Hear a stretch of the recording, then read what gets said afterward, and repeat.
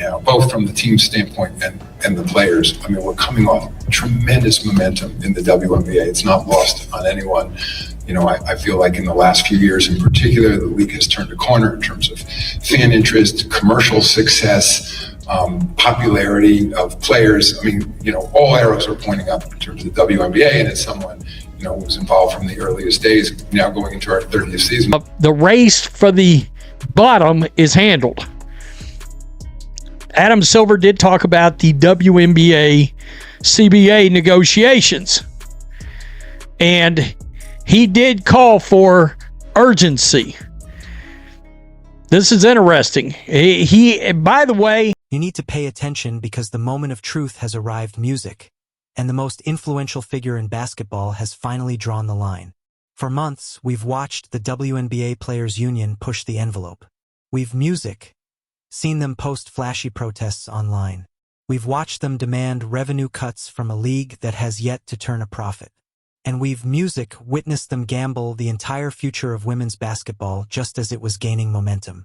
But today, the quiet was shattered, and the warning could not have been clearer.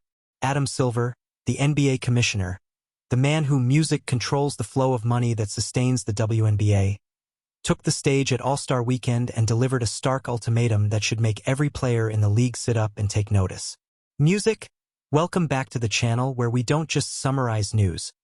We reveal the real business behind sports. Today, we're unpacking Adam Silver's urgent warning to the WNBA Players Union and why their activist strategy are moved towards the next level of a sense of urgency and not lose momentum in terms of the amazing amount of progress we've seen in women's basketball. So he's saying right there, we're finally getting traction, we're finally getting ratings, we're finally getting ticket sales. If we don't play, you're going to blow it. You're going to blow it. Let's break down the exact phrasing Adam Silver chose, because in corporate circles, this is high-stakes stuff. He said, quote, "I'm not prepared to set a hard deadline, but," and then went on to outline exactly why time is running out. This wasn't a hint. It was a blueprint for a shutdown. He highlighted the logistical chaos that the union appears to be overlooking. We have about 2 months before training camps are scheduled to start. That's 60 days. In those 60 days, the league has to conduct a draft. They need an expansion draft for the Golden State Valkyries. Free agency must open so players actually have rosters.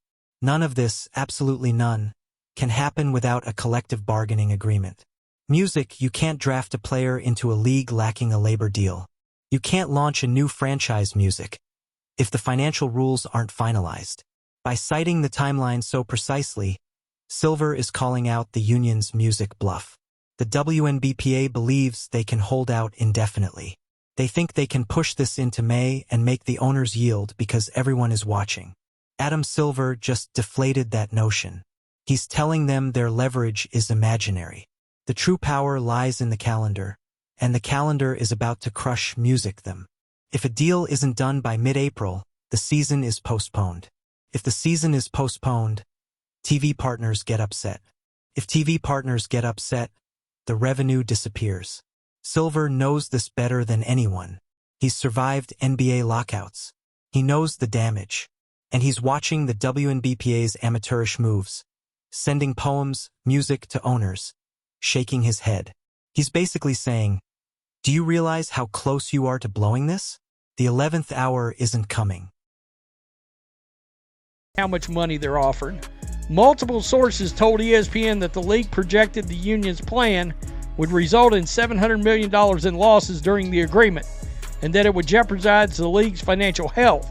However, the union... There's a strikingly harsh detail in this clip about the union insisting on Adam Silver being at the negotiation table. For weeks, Breanna Stewart and the union leaders have publicly demanded his presence. They wanted Daddy to swoop in and rescue them. They aimed to sidestep WNBA Commissioner Kathy Engelbert, who clearly hasn't earned their respect, and go straight to the NBA. They're thinking, if Adam came to the table, they could win him over and secure 30% of the revenue. And what did Adam Silver do? He completely ignored them. He refused to sit down. He stated plainly, I have not been at the table. I am working behind the scenes. Do you know what that translates to in executive music language? It means they're not worth his attention. It signals he sides with the owners, not the players. Music. It means he's sending the instructions to WNBA owners to hold firm. He's running the classic good cop, bad cop routine. Music outwardly. He talks to the press with encouragement. But behind closed doors, he's the one saying, do not hand over the revenue share. Don't give in to these absurd demands. The host of the video explains it perfectly. He isn't meeting with any of them. He's been dismissing them because he knows the stakes. It's a major power play. He's undermining the union's leadership by refusing to acknowledge them as equals. He's telling the players, you deal with Kathy. I Music have an NBA to manage. Bigger issues to tackle. Come back when you're serious. It's the ultimate slight. And it proves Music, the union, completely overestimated their influence with the NBA. They thought they were equals. Adam Silver just Valentine's message on social media to the league. I mean, it's just been an epic level of unprofessional behavior coming from the players union. They think they're playing some social reform, women's rights, fist in the air. I mean, they think they're in some kind of activist movement right now instead of actual. Why is Adam Silver stepping in right now during All-Star Weekend? Why not just let things play out naturally? The reason is straightforward, and it all comes down to one person, Caitlin Clark. Adam Silver is a businessman. He looks at the numbers. He sees WNBA viewership surging, Music 500%. He sees charter flights being booked. He sees the billions in potential revenue tied to the upcoming media rights deal. And he knows that all of it hinges on Caitlin Clark's momentum in her sophomore season. He also knows a strike would completely halt that momentum. If the WNBA strikes, Caitlin Clark disappears. She goes dark. She hits the golf course. She takes a vacation. Music, the casual fans, the millions who tuned in just for her, will drift away. They'll watch baseball. They'll watch the NBA playoffs. They won't stick around for a labor fight to resolve. Adam Silver looks at the WNBA and thinks, are you out of your mind? You've finally got the Tiger Woods of basketball, the Michael Jordan of this era. Music. And now you're threatening to cancel the season. His timeline warning is really a shield for Caitlin Clark. He's trying to make sure she's on NBC in May. He isn't focused on union politics. He doesn't care about veteran resentment. What matters is the massive music progress he highlighted in his press conference. And let's be honest, progress is just code for profit. Music, and profit spells CLARK. He isn't going to let poor union leadership ruin his music investment. He knows that if they blow this window, it may never come back. You cannot pause a revolution. The video mentions the awkward Valentine's Day message and the music. We can't afford this narrative. Adam Silver sees it all. He notices the lack of professionalism, and as NBA commissioner, it reflects on him. The WNBA is an NBA property. Music, when the WNBA misbehaves, the NBA looks like a circus. Silver is stepping in to restore control. He's the adult in the room. He's telling the players, if you want to be treated like pros, act like it. Music, sign the deal. Hit the court. Stop posting poems online. The host points out that public support for the WNBA has dipped Music because of their rhetoric. Silver knows this. He reads the polls. He sees that fans are siding with the owners and Caitlin, not the union. By pressuring now, he's giving owners the green light to hold firm. He's making it clear the NBA won't subsidize a strike. No play, no pay. And he knows the rank and file, the players nervously texting agents, can't survive without a paycheck.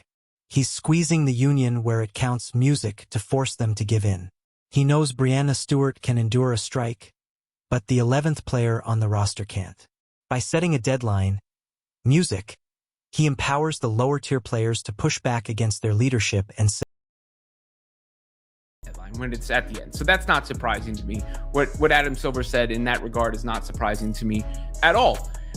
But nothing else is going to happen here. You might get a small concession one way or the other. In this case, it's going to be the players getting the league to make one more concession, mostly. I mean, We're at the final stretch, folks. Adam Silver has made his move. The deadline is staring us down. The union faces two clear paths, and they couldn't be simpler. Option 1, they fold. They take the generous offer from the owners, complete with huge raises and upgraded music benefits. They hit the court in May, ride the Caitlin Clark surge, and everybody profits together. Option 2, they keep playing games. They ignore the commissioner's warning. They send another Valentine's poem, and they watch the season grind to a halt. If the league stalls, it won't be the owner's fault. It will be because the union disregarded the flashing red lights from the guy holding the music purse strings. Adam Silver just extended a lifeline. He handed them a chance to save face and finalize a deal at the last second. Music, as he said. But if they push that away, Adam Silver might just flip the switch and lock the doors on the WNBA. The message is clear. The poetry show is done. Music sign the contract, or start explaining to players why Target will be their summer gig. Because Adam Silver isn't bluffing, and neither is the clock.